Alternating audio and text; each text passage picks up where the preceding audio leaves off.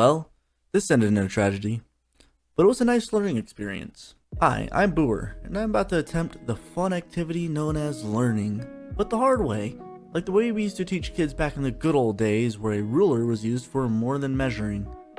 Let me give some context.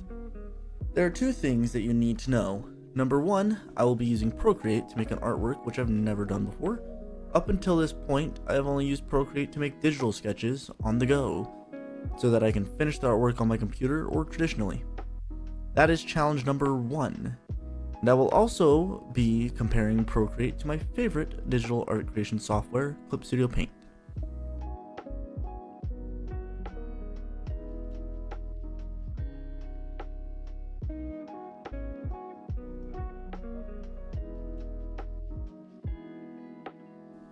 Number two, I have never tried to make a digital artwork in a painterly style.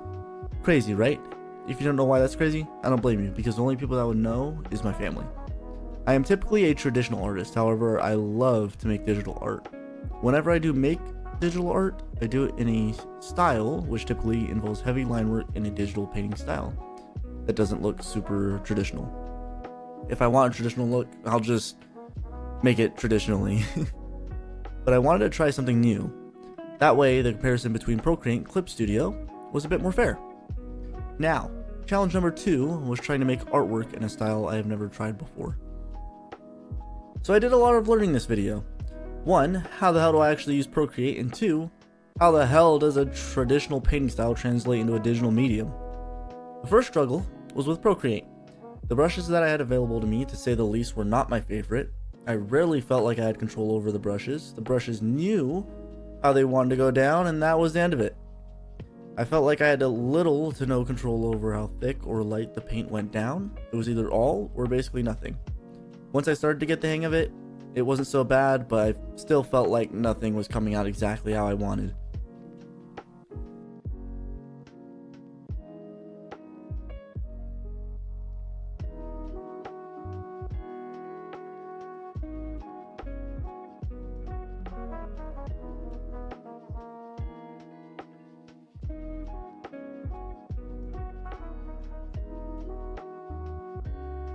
The second struggle was trying to figure out how to paint a traditional style using a digital tool. Now this was hard. At first, I tried tackling it like I would any painting, and that didn't exactly work. It wasn't terrible, but it didn't feel natural. So then I tried painting like I normally would digitally, but with more traditional brushes. Now I liked the feeling more, but it looked terrible. It was a mixture of both tactics that eventually felt the most natural and in my opinion looked the best.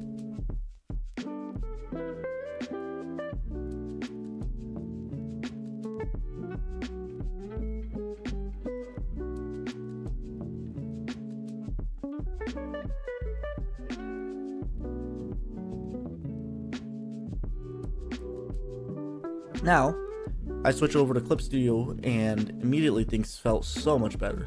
I had control over the brushes again and they were doing pretty much exactly what I wanted. Even though I had never used these brushes before or painted with this style, I was immediately more confident and didn't have to go back and redo a lot of parts.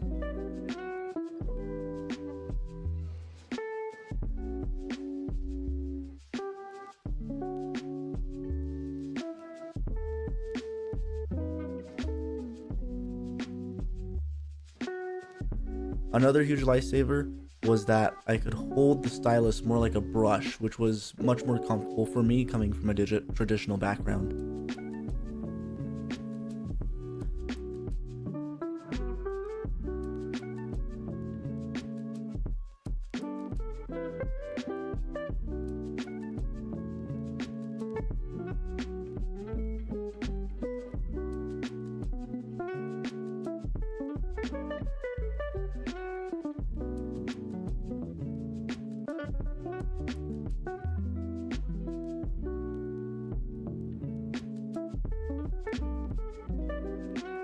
The end result is not fantastic by any means. However, I am much more confident with this type of style and I am ready to tackle the next digital painting with new tactics that I learned. It's important to constantly challenge yourself. If I hadn't stepped out of my comfort zone and tackled these two challenges, I wouldn't have found one of my new favorite brushes. I also wouldn't have learned about some awesome digital painting techniques that I learned. So my lesson to you is maybe if you're feeling a little comfortable, it's time to challenge yourself and try something new. Also, I think I'll stick to just sketching in Procreate. If you want a full review, let me know down in the comments.